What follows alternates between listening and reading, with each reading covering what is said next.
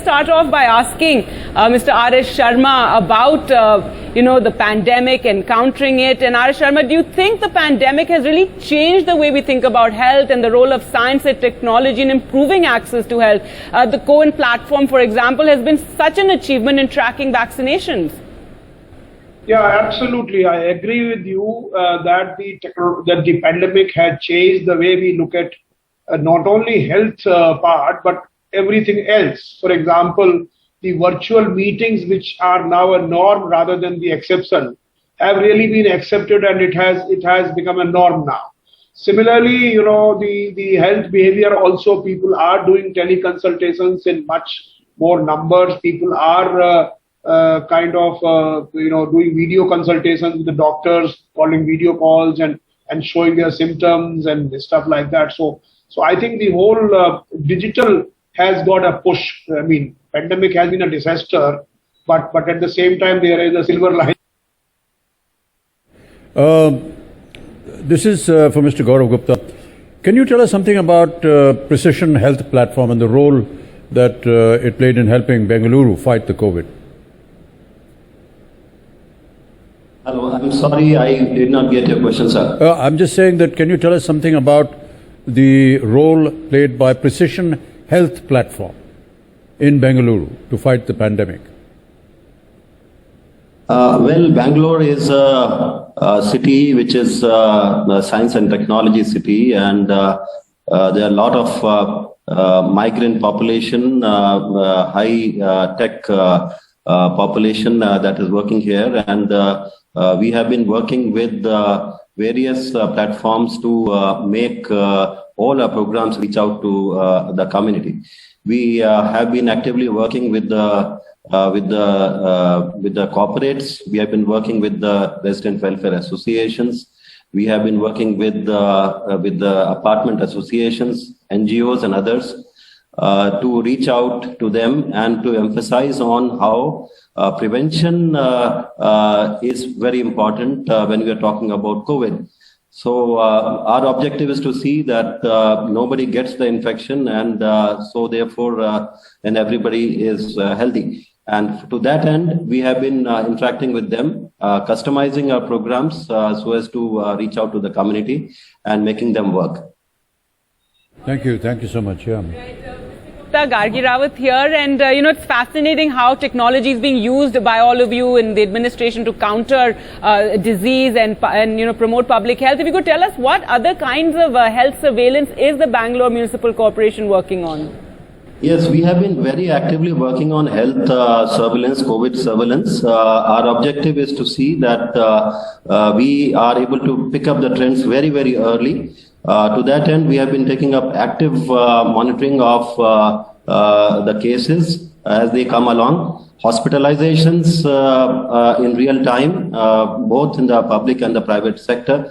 We are also working on how to get the early results from the sewage sampling, which has been taken up. And this has also given us some kind of trend. We have taken up sero survey for the city to understand the kind of seropositivity that is there among the groups. And we are also looking at how vaccination can be used as a very effective strategy around the high risk areas. So we are working on all of this. We have a 24/7 war room that is working actively for different streams through which we are taking up surveillance. वो भी बंद हो गया. Thank you so much. एक और प्रश्न पूछना था मुझे आर.एस. शर्मा जी से. मान्यवर, ये जो नया एक अभियान अभी आपने इसका उद्घाटन किया है, आयुष्मान भारत डिजिटल मिशन और उसका यूनिवर्सल हेल्थ इंटरफेस जो है, ये किस तरह से हमारे स्वास्थ्य को ये बढ़ोतरी दे सकता है और कैसे इसमें हमारे जो स्वास्थ्य है और बेहतर हो सकता है इन कार्यक्रमों की वजह से? हाँ, बिल्कुल. देखिए, ऐसा है, आयुष्मान भारत डिजिटल मिशन जिसका लॉन्च, नेशनल लॉन्च माननीय प्रधानमंत्री जी ने 27 सितंबर को किया था, उसका उद्देश्य है कि हम टेक्नोलॉजी को, स्पेशली इंफॉर्मेशन और कम्युनिकेशन टेक्नोलॉजी का भरपूर इस्तेमाल करके हेल्थ सर्विसेज की क्वालिटी का, एक्सेस का और अफोर्डेबिलिटी का किस प्रकार से हम लोग बेहतर उसको बनाएं।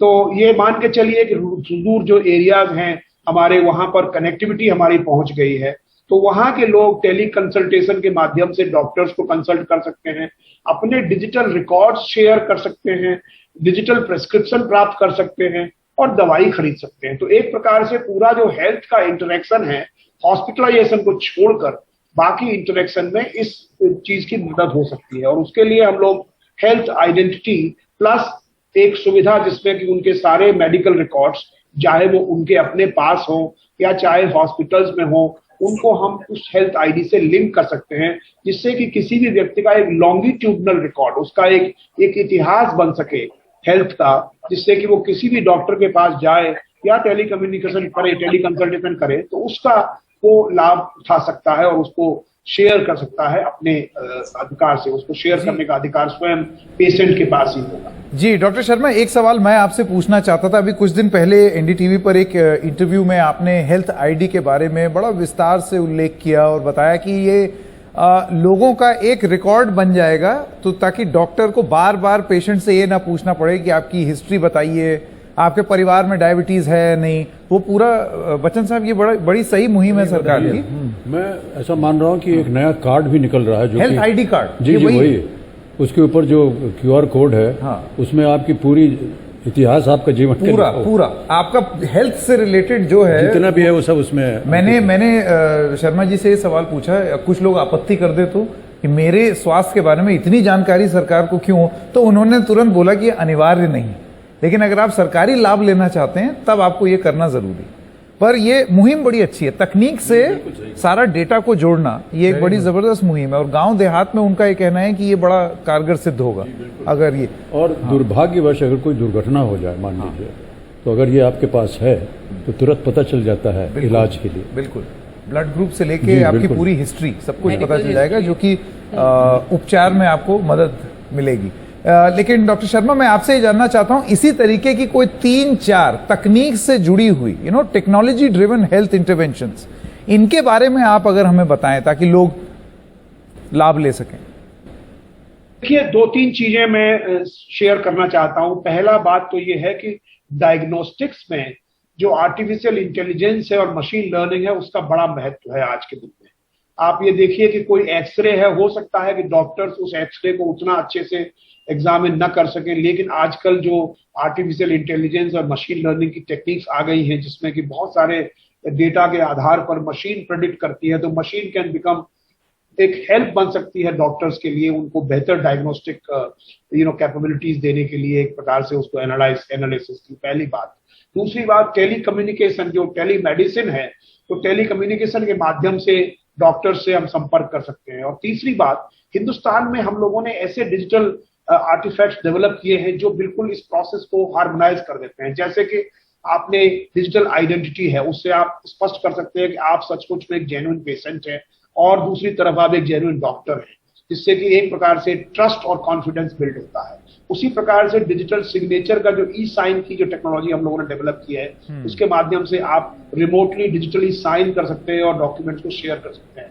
उसी प्रकार से हम लोगों ने जो डिजिटल लॉकर की टेक्नोलॉजी है, उसको कर सकते हैं। डिजिटल पेमेंट्स का बहुत बड़ा यूपीआई का एक काम हुआ है देश में, तो उससे हम डिजिटल पेमेंट डॉक्टर्स को कर सकते हैं। आप मानेंगे कि जब ये टेली कम्युनिकेशन कोई कर रहा है, टेली कंसल्टेशन कर रहा है, तो ऑब्वियसली वो कैश में पेमेंट डॉक्टर को नहीं कर सकता, तो डिजिटल के माध्यम से पेमेंट कर सकता है। तो ये जो सपोर्टिंग जो आर्टिफैक्ट्स है, सपोर्टिंग जो काम हमने किए हैं, उन कामों के माध्यम से हम लोग ये सुनिश्चित कर सकते हैं कि हमारा ये जो digital Ayushman Bharat digital mission है, वो निश्चित रूप से सफल होगा।